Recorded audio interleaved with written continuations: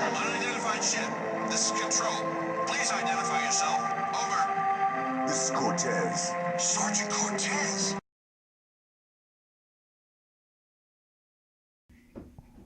Hey everybody at iplaycod, this is Cortez. Today I'm bringing you Search and Destroy, Team Tactical Search and Destroy. So it's 4-on-4. That's the maximum size of teams in Modern Warfare 2's Team Tactical. I remember World at War it was no, in COD 4 it was 3-on-3. But now they make it 4-on-4. So it's even more difficult to get a lot of kills. Seeing as how the maximum you're gonna get is 4 around. But I'd say I posted a pretty good score for that.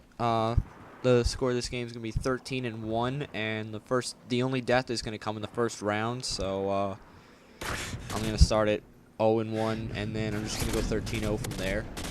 So you see that guy gets away, but I'm gonna go 13-0 for after this death, and I think there's an ace in there somewhere. And I am playing for objective 2. I'll get a plant. I'm defending it. That might have been the round with the ace, but doesn't matter. We'll find out. So here's that death. Blah. Kill by his M9, and let's see what's been going on with me. It's really hard right now for me to get gameplays because I'm playing other things besides Modern Warfare 2, because Modern Warfare 2 is pissing me off a lot. More and more people I'm running into are using the Marathon Lightweight Commandos, and then you have this douchebag blows himself up. I can't handle the pressure. I'm gonna blow myself up. And you cost us around, but you get the Marathon Lightweight Commandos, you get so many one-man army danger close. Is it like a requirement now for a Modern Warfare 2 lobby? This would be a standard team: 1 or 2 people using Marathon Lightweight Commando, 1 person using one-man army danger close tubes, another person camping in the back with cold-blooded,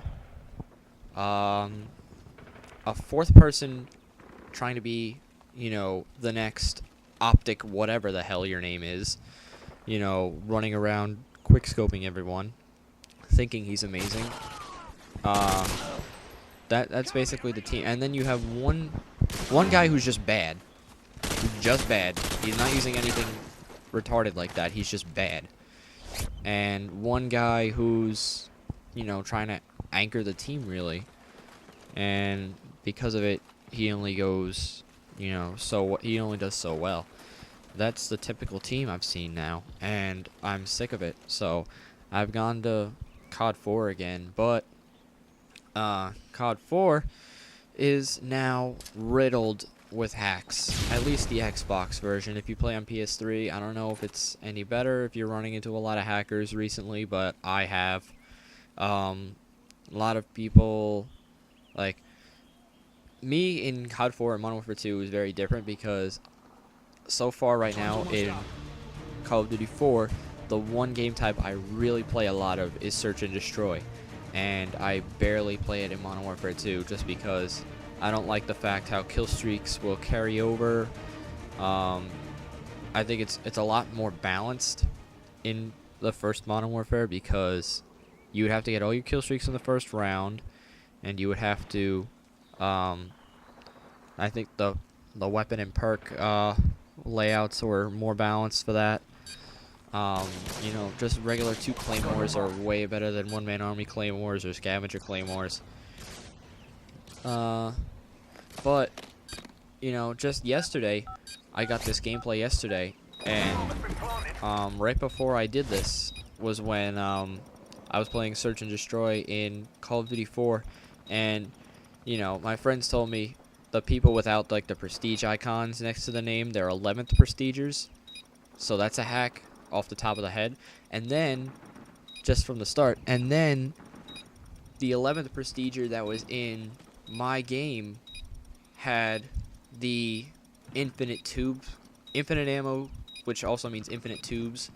So he must have told his entire team I was in party chat, but he must have been in a party with them, and he set up the hack. So then we were playing on Bog, and we spawn. I look through the window that I usually do, because we spawned on the side with the building, not under the bridge.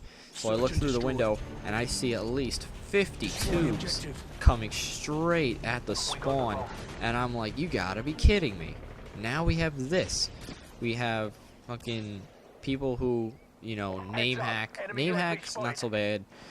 Wall hacks, infinite tubes, 11th prestigers. You know, some are worse than others, of course. But the infinite tubes, I was just, that was like the final straw. And I've had so many bones to pick now with Infinity Ward. You know, I'm trying to go to Call of Duty 4 just to find solace, you know, to get away from this game. And now you're telling me that Call of Duty 4 is a hacker's paradise now, because Infinity Ward doesn't update it anymore. They basically ignore it, and it's ridiculous. And I'm sick of it. And I've even started playing World at War Online now, because I'm thinking MP40 Juggernaut's nowhere near as bad as all these hackers. And there's actually not as much as there used to be of MP40 Juggernauts, which is very good.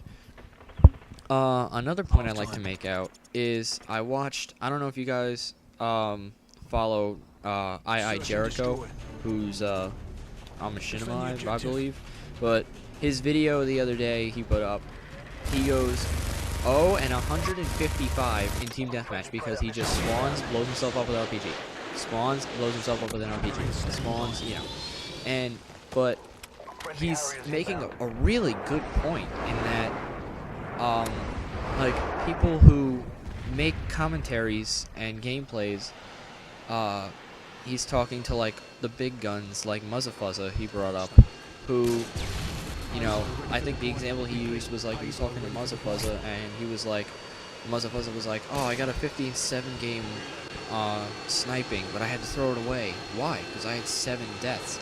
Like, people automatically think that you want to see something for the gameplay, really. And I mean, it's, you know, good gameplay on top of good commentary is important, but, you know, 15-7, I'd put that game up, you know, just because you're such an elite member of machinima like Muzzafuzza is, that you think 15-7 is not good enough. I see a problem in that, and so does Jericho, because he's saying, you know, as long as you win, as long as the commentary's good, you shouldn't care about your overall kill death. Like, he's saying he knows people that are getting like 5-to-1 and 6-to-1 ratios in a game, and saying, oh, that's not good enough because I had that one game where I was like 8-1, and I have to match that every time. And, you know, sure, even with like an 0-155 game, I look into the comments, you know, it's a 10-minute video, there must have been, you know, another 20 comments from the time I started watching and the time it ended. But, you know, they were all saying the same thing, like, good for you. I mean, and coming from like a commentator like myself, who he put it out there for like all the like unknown commentators, he's saying, are you having fun getting your gameplays? That's the big lesson in there. Are you having fun getting your gameplays? Because he's saying just running 5-7-11 or 7-11-25, you know, to get a good game. You know, it's like people are getting really angry, and they never think they're good enough. Like, I have games that I don't think are good enough, and, you know, I throw them away. Or I'll put up a commentary and just put them up as like a fail game or something, you know? But that's like the problem with the gaming industry these days with YouTube. You know, people expect to see 102. And what Jericho basically said was, as long as you win and you have good commentary over it, they shouldn't care what your score is. He could go negative, and like he said, he went 155, and people were saying, good job. But anyway, if you want to check that out, and check out the hate mail that I got too in this game, this is Cortez, and I'll see you next time on iplaycod.com.